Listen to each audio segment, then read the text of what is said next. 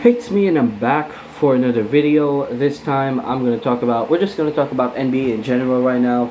We are less than 20 days away for the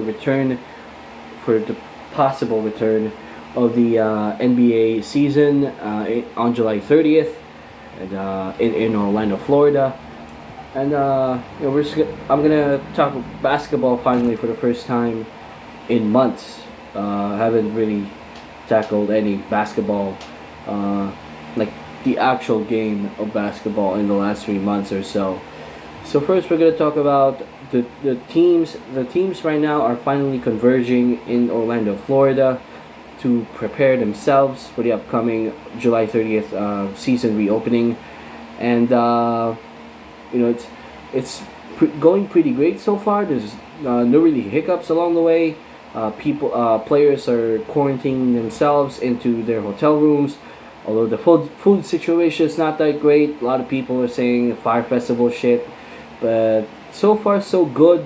There's nothing really anything controversial that has transpired in the last 48 hours or so. Like players are starting to come into that bubble and hoping that there wouldn't be any outbreaks inside of the bubble, because I think that's one big worry we have in the next 2 weeks. Because I think it's great that the NBA tested all the players before coming into the bubble. 25%, not really 25%, 25 players came back positive for the coronavirus. So they were able to isolate those players, let them recover, and maybe if they recover in time, they can join their teams as they go on training camp, and as they go on to play these last 8 seeding games. But the biggest worry here is if an outbreak happens inside of the bubble, how much would the NBA let that outbreak before they can finally say that we're gonna stop the season. Let's not risk it. It's not worth it for these players to risk their health, their long-term health, just to play some basketball. But at the same time, they are also hell bent on finishing the season because it's a lot of money is at stake here. They need to finish this. And that's the reason why we're here in the first place, because it's all about the money. Admit it or not, it's all about the money. And the NBA, they're doing everything. Kudos to them. They're doing everything that they can. They are putting in front this health and safety protocols, 100-page health and safety protocols for the players. And to be honest, it's now up to the players to uphold their end of the bargain and make sure to follow these safety protocols, to sacrifice a little bit of of their usual life outside of the bubble just to finish the season. I know Damian Lillard has said that he's not that confident that the players will follow the bubble, but will follow the safety protocols. But if they want to finish the season, they need to. They need to follow it. They need to adhere to all of the health protocols, to all the social distancing rules, not going out of the bubble. There's this rule. This rule I've heard, that if you decide to go out of the bubble, the moment you come back, you should adhere to the 10-day quarantine period. So that basically that basically entails that you cannot go out of this bubble, because if you do, you're not going to play for 10 days. So if this is going to be big in a playoff series, let's say an important key role player goes out, and all of a sudden he's not going to play for the next 10 days because he's going to be quarantined, because that's the rule. So to be honest, it's up to the players to follow this, and the league will make sure that an outbreak doesn't happen, because the moment there's an outbreak, there's an outright possibility, there's a huge possibility that we might not have any champions for the 2019-2020 NBA season. Like heck, even if the season starts successfully on July 30th, there will always be a possibility till the end of the finals that there might be a cancellation. There's always that risk. There's always that possibility. So let's just hope and pray that the coronavirus doesn't get into the bubble, because the moment it gets into that bubble, I don't know, a cancellation is on the way. A cancellation is pretty much writing on the wall. That's just it for the bubble. I think I've talked about that a lot of times already. Let's get to basketball.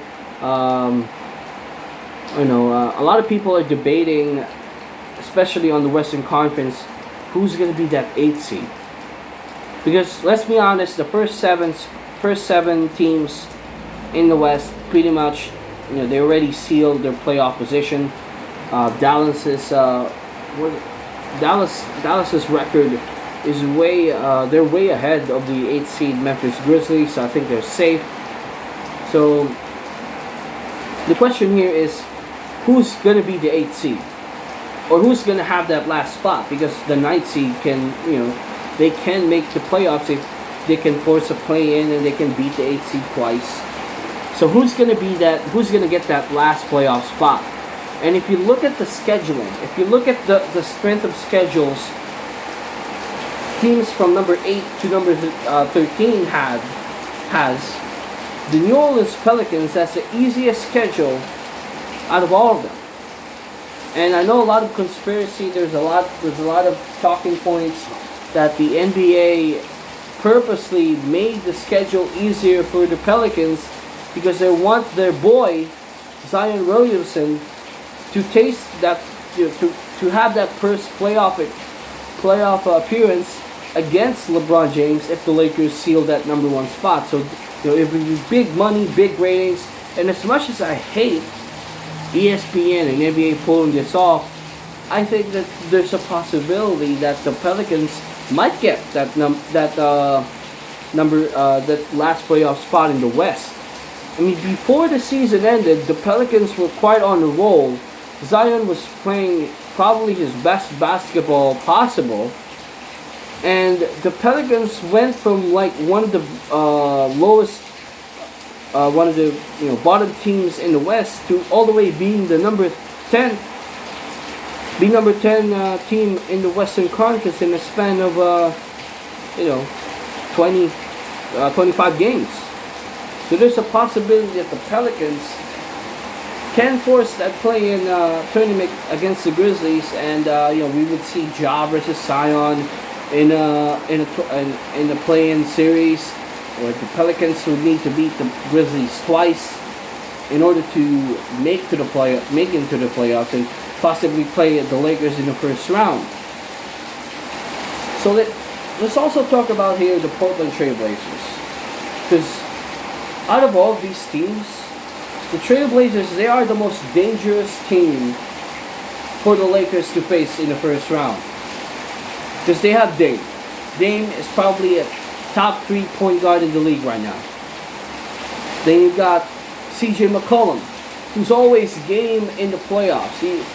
He might not have a great regular season, but last year proved that in a playoff situation, he's reliable. He's going to get you 20 points. He's going to get you clutch baskets. He's going to give you good defense.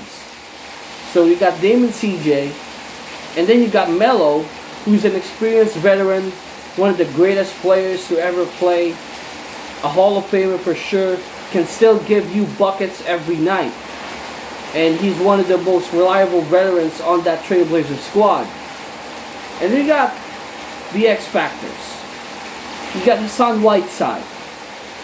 He's having an up and down season, but at his best, he can affect the game with his defense and his rebounding.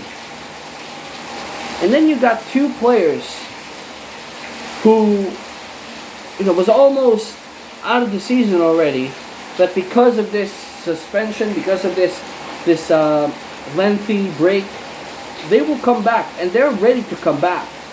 I'm talking about Zach Collins, who was out earlier this year because of an injury, and then Yusuf Nurkic, who's been out since March of last year with that broken leg injury, and he's now ready to go. He's suited up, and he's ready. He's ready to play. He's ready to come in and provide that solid piece behind Damon CJ. So if I'm the Lakers, I don't want to face Portland in the first round if I'm being honest.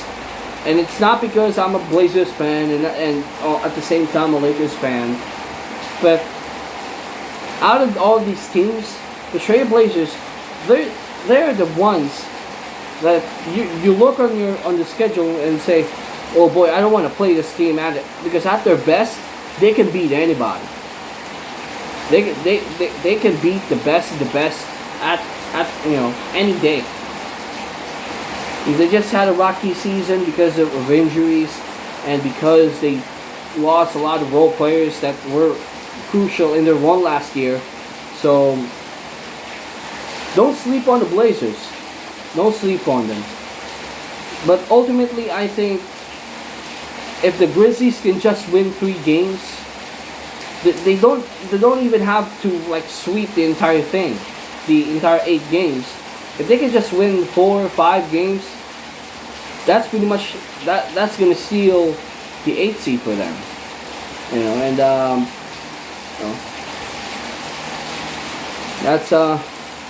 That's it for the Western Conference. On the other hand, for the Eastern Conference, man, the Nets are screwed, man. They're without their 3 key players. Spencer Dinwiddie is out. DeAndre Jordan is out. Taurean Prince is out. So the question now is, if they can hold on to that 7th spot, because the Magic, they're gonna have home court advantage. I'm saying in double quotations. They're gonna have home court advantage. They're gonna be in Florida, and the squad is pretty much complete. The Wizards out of the question. The moment Bradley Beal announces he's not going to play in the bubble, that's the moment when the Wizards officially got eliminated in the conversation. No way in hell are the Wizards ever going to catch up on the Orlando Magic or the Brooklyn Nets. So the race here between the 7th seed is between the Nets and the Magic. Are you that confident that the Brooklyn Nets, with the depleted squad that they have, can win enough games to secure that number 7 spot? Because if I'm the playoff team, I would rather be the 7th seed and face the Toronto Raptors rather than get swept by the Bucks in the first round.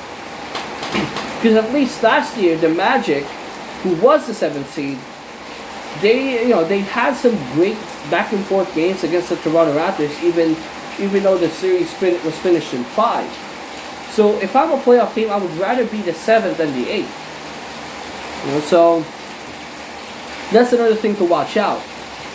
And another thing that I noticed in the East is number 3 to 6 is a fucking bloodbath.